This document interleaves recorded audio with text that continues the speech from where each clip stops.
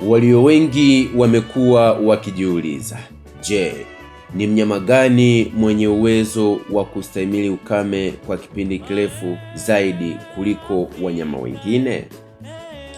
Leo nimekuja na majibu yako. Kaa karibu nami mwanzo mpaka mwisho mwa makala hii. Mwandaaji na mtayarishaji ni mimi Red Tiger. Karibu sana mwanzo mpaka mwisho. Mnyama ambaye ana rekodi ya kustahimili ukame kwa kipindi kirefu zaidi ni ngamia, na si ngamia aina yote, bali ni ngamia mwenye nundu moja. Je, unafikiri ngamia huyo anajulikana kwa jina gani? Ngamia huyo anajulikana kwa jina la Camelus dromedalis.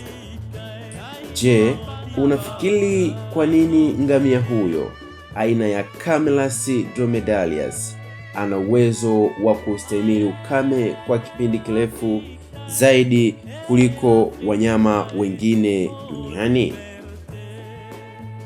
Uchunguzi wa kisayansi unasema kuwa Camelus dromedalis ana uwezo wa kupunguza sana upotevu wa maji kupitia mkojo, kinyesi, jasho na upumuaji wake mwenyewe. Lakini pia wanasayansi wanaendelea kusema kuwa ana uwezo wa kuruhusu joto la mwili kubadilika zaidi kuliko wanyama wengine wakati wa ukame, na kitendo hiki humsaidia kupunguza haja ya kutoa jasho na hivyo kuokoa kiwango kikubwa cha maji zaidi. Pia nundu yake walio wengi hudhani kuwa inahifadhi maji. Majibu yake ni hapana. Nundu yake huhifadhi kiwango cha mafuta ambayo yanaweza kutumika kama nishati na maji yake ya kimetaboliki. Je, na wewe ulikuwa ni miongoni mwa wenye maswali au majibu hayo? Tuendelee. Pia wanasayansi, tafiti zao zinaonyesha kuwa ngamia huyo aina ya Camelus dromedalis wana uwezo wa kuvumilia upungufu mkubwa wa maji na joto zaidi ya 40 centigrade. Dromedale camel au Camelus dromedalis amekuwa na historia ya kuvutia sana watu wengi ulimwenguni.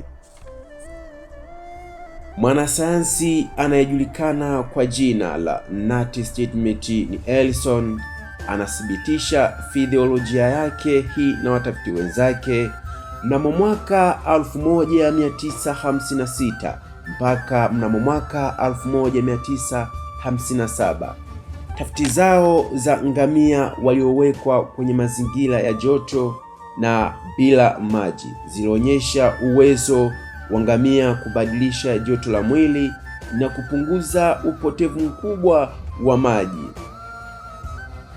Bila shaka umekuwa ukijiuliza maswali ambayo maghalabu hayana majibu, ukijiuliza, je, kama kweli wana uwezo wa kustahimili upotevu wa maji kwa kiasi kikubwa ama kipindi kirefu, je, maeneo yao wanaopendelea kuishi ni maeneo gani?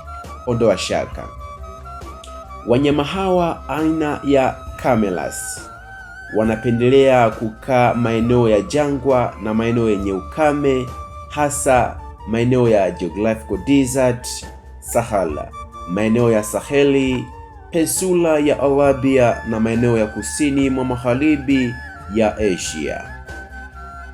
Kiukweli mnyama huyu ana historia ya kuvutia watu wengi duniani, na ndio maana maeneo ambayo anapatikana mnyama huyu aina ya Camelus dromedalis imekuwa ikipokea wageni tofauti, watalii kutoka mataifa mbalimbali ulimwenguni, kwani maisha anayoishi ni maisha ya kuvutia na ya kufurahisha, na ndio maana walio wengi hupenda kupanda juu yake na wengine hupenda kumtazama tu anavyoishi, na maeneo anayokaa yamekuwa ni sehemu ya kivutio kikubwa sana cha watalii ulimwenguni.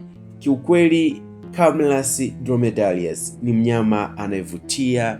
Maumbile yake ni maumbile ya kuvutia, yani attractive. Je, umependa makala hii? Basi usisahau kulike, kukomenti na kushare. Nami hapa nimefikia tamati ya makala hii. Je, ungependa makala ijayo niandae mada kuhusu kitu gani, au maisha kuhusu maumbile gani au viumbe gani? Usisahau, mimi ni Blind Tiger, mwandaaji na mtayarishaji wa makala hii. Karibu sana sana sana. See you next session. Bye bye. Elikana Sebastian.